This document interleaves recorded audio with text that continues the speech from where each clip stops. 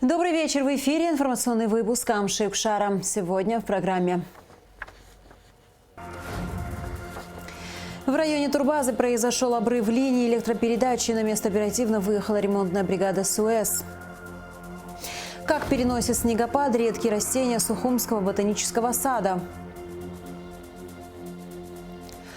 Состоялось заседание Политсовета Республиканской политической партии «Единая Абхазия».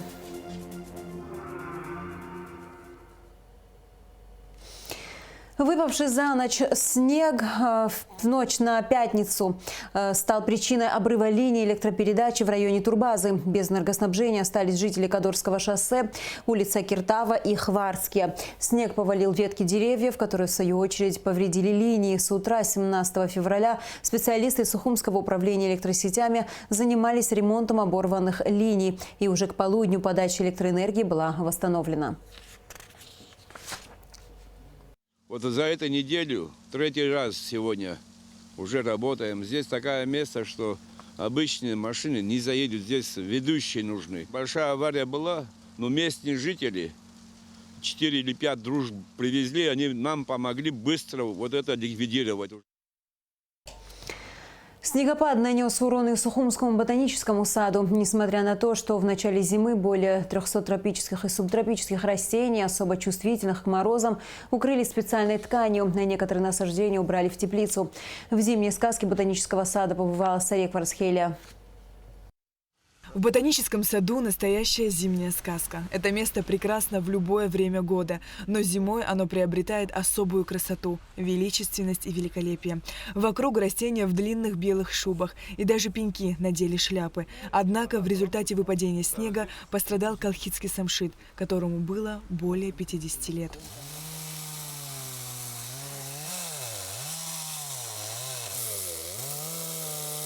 Излишняя влага и снег, излишняя влага, он малейший наклон не имел, и корневая система была очень ослаблена. Жалко, обидно, ну, конечно, мы имеем еще, но он украшал наш сад.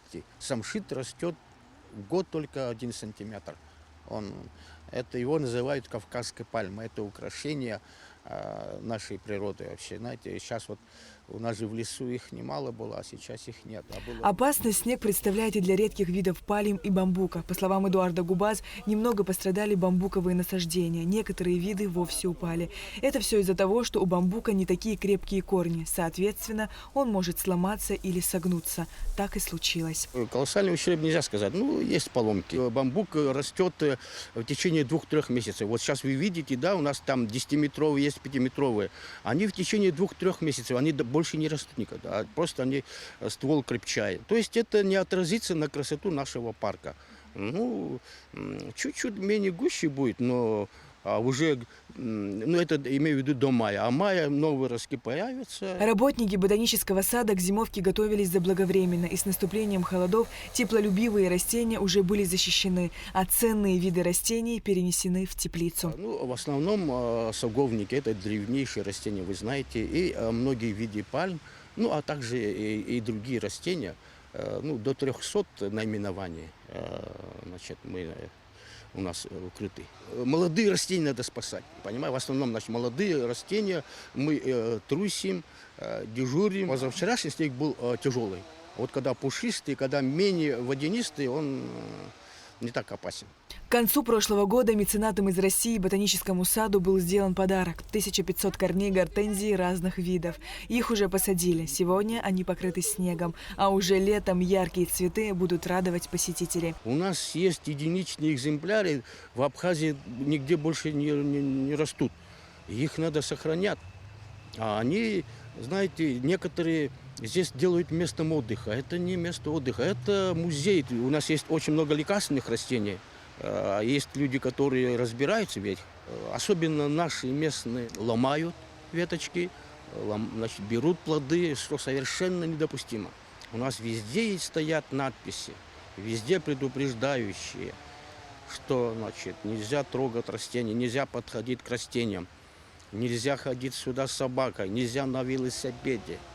Но это все нарушают наши местные. Я вам скажу, охрана есть. Ребята очень стараются. Вообще в других городах милиция охраняет. Но мы здесь не смогли добиться Я обращался, но не получается. Зима не зима без настоящего пушистого воздушного снега, столь редкого явления для субтропической Абхазии. Заторы на дорогах, отсутствие электричества – все это, безусловно, омрачает зимнюю сказку. По поручению главы администрации города Сухум Беслана Эшба сотрудники коммунальных служб принялись за свои обязанности в ночь на 16 февраля. Сейчас ситуация находится под контролем, ведутся все необходимые работы, техника есть. Где подсыпка, песок надо было на подъемах, на спусках. Всю ночь наши службы работали. Деревья попадали, стволы от деревьев. Вот эти проблемы мы сегодня целый день устраняем. Еще много работы. Я думаю, что до вечера все вот эти проблемы, созданные природой, я думаю, что все это устраним. На берегу, вот где олеандра растет, там тоже встряхивают с утра. Пальмы встряхивают, чтобы ветки не ломались. А у резиденции президента внутри там, значит, линии попадали электрические, там деревья попадали. Все это в данное время устраняется. Снегопад, конечно же, приносит определенные проблемы, особенно для Южной Абхазии. Но глядя на нашу прекрасную столицу в ослепительно-белом снежном одеянии, понимаешь, что каждая погода – благодать. Сария Кварцхеля, Алексей Баструков, Заур Кварча, Абхазское телевидение. В Сочи состоялась рабочая встреча делегации МВД Абхазии и Главного управления МВД России по Краснодарскому краю. Обсуждались вопросы взаимодействия по профилактике и раскрытию преступлений в сфере незаконного оборота наркотических средств и психотропных веществ, а также эффективности использования программ фото-видеофиксации правонарушений в области безопасности дорожного движения. Секретарь Совета безопасности Сергей Шамба в интервью информагентству «Абснеха» рассказал о целях визита президента Аслана Бжаня в Москву и перспективах развития абхазо-российских отношений. В частности, секретарь Совбеза прокомментировал информационные вбросы на различных неофициальных интернет-ресурсах о якобы возможном присоединении нескольких государств к территории России, в числе которых была названа и Абхазия. Все эти вбросы не имеют ничего общего с реальностью. Наша Конституция не позволяет даже обсуждать эту тему. Кроме того, за постановку таких вопросов предусмотрена уголовная ответственность, подчеркнул Сергей Шамба.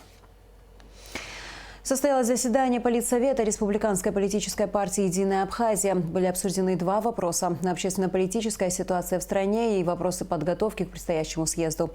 Подробности в репортаже Алики Трапш. Заседание Политсовета партии «Единая Абхазия» долгое время не проводилось из-за пандемии коронавируса и ряда других объективных причин, подчеркнул, открывая заседание, председатель партии Сергей Шамба. «Единая Абхазия» является одной из самых многочисленных и активных партий, участвующей во всех политических событиях страны. Практически все кандидаты, кого поддерживала партия на президентских выборах, выигрывали, отметил Сергей Шамба. Он рассказал, что некоторые вопросы, которые поднимались в партии, доведены до логического завершения. В «Единой Абхазии» считают, что республике необходима новая система выборов, когда в выборной кампании принимают участие только политические партии. Когда приходят в парламент в результате такой конкурентной борьбы представители разных политических сил, они могут установить эффективный контроль над исполнительной властью. А сегодня у нас, когда в парламент идут люди, у которых нет никаких обязательств перед политическими силами, они туда идут очень часто для того, чтобы решать какие-то вопросы свои собственные. И с ними можно договариваться с каждым по отдельности. Поэтому такого эффективного контроля трудно ожидать. Вот эту концепцию такой выборной системы мы подготовили, находясь уже в системе власти. Подготовили, кроме того, сам законопроект, он лежит сегодня в парламенте Республики Абхазия. Кроме того, с участием политической партии «Единая Абхазия» был подготовлен законопроект о внесении изменений в Конституцию страны. Также на рассмотрении у президента находится документ о легализации контрабандной торговли, которая на протяжении 30 лет происходит на государственной границе по реке Ингур, отметил Сергей Шамба. Также председатель «Единой Абхазии» рассказал, что партия поддерживает предложение оформления договора с Россией по поводу госдачи Пицунда. Вокруг этого вопроса очень много тоже спекуляций. И, как я вижу, даже передергивание фактов, потому что во всех выступлениях, буквально даже вчера в Гудаутах было собрание, на котором тоже не корректно освещают эту тему. все время начинают потом скатываться на то, что продали землю, отдали, подарили. На самом деле ничего же такого нету. Этот объект с 60-х годов находится в таком особом режиме.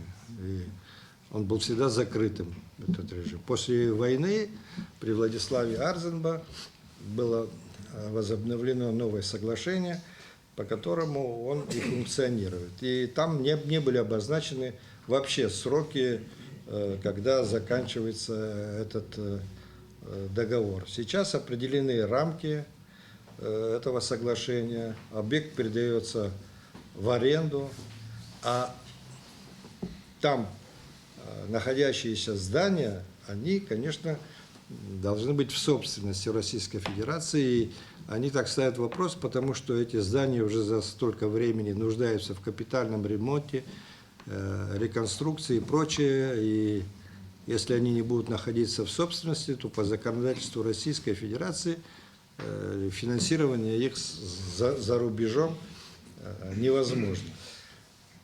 Единственное, с чем можно согласиться, вот в последнее время было выявлено некоторые ошибки, которые были достигнуты в процессе подписания этого договора, когда координаты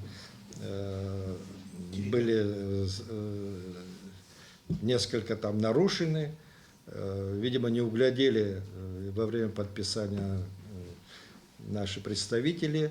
Вот этот вопрос надо исправить. Но поскольку договор уже подписан, то, но не вынесен на ратификацию, а он требует ратификации как международный договор, то этот вопрос нужно будет отдельно решать. Партия «Единая Абхазия» поддерживает законопроект об апарт-отелях. По мнению Сергея Шамба, опасаться его принятия не имеет смысла. Ну, вы знаете, мы же никто не против не выступает против того, что здесь в Абхазии строят отели.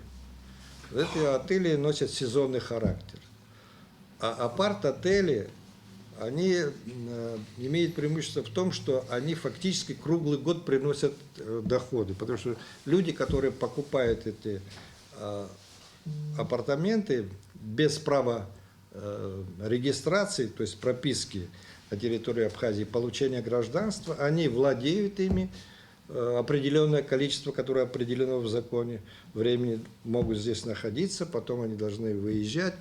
Но все это время, даже во время своего отсутствия, они оплачивают все необходимые налоги. И за квартиру, и за налог на землю, и многие другие виды налогов, которые там предусмотрены. И кроме того, в законопроекте, который сейчас существует, предусмотрено, что будет создан социальный фонд, в котором вот эти платы будут сосредотачиваться, и они будут направлены на то, чтобы улучшать возможности для наших граждан, нуждающихся в жилье. На заседании Политсовета Республиканской политической партии «Единая Абхазия» также обсудили вопросы подготовки к предстоящему съезду.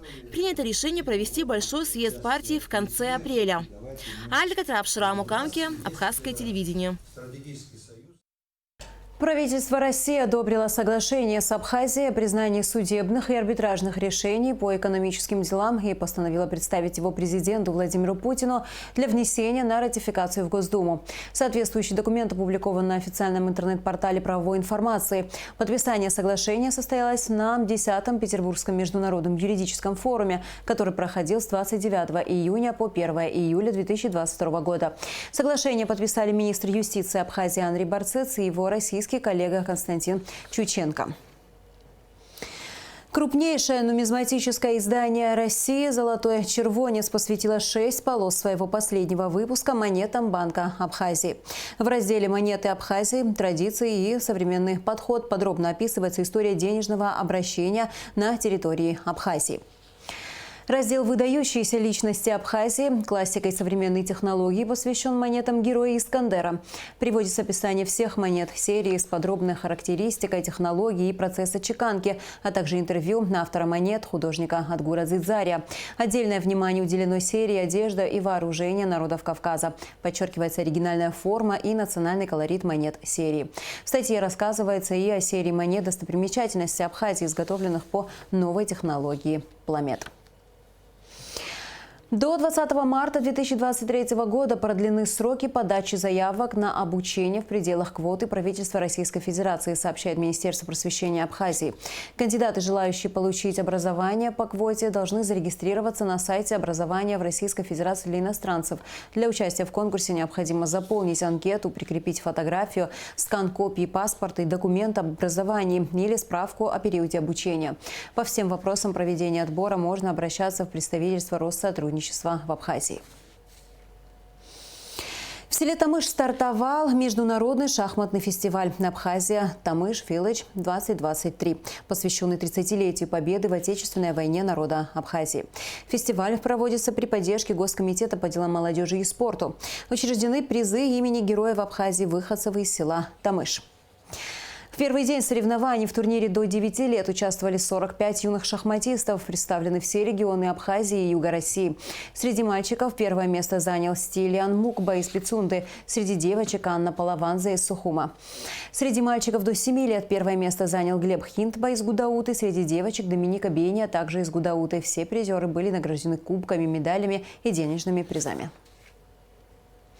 И в завершении выпуска, как всегда, о погоде.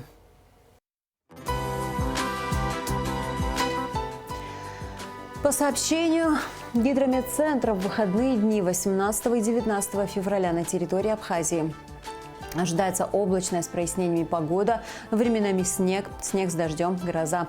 Температура воздуха ночью -3,2, днем 0,5 градусов, температура морской воды 9 градусов. На этом наш выпуск завершен. До скорых встреч в эфире.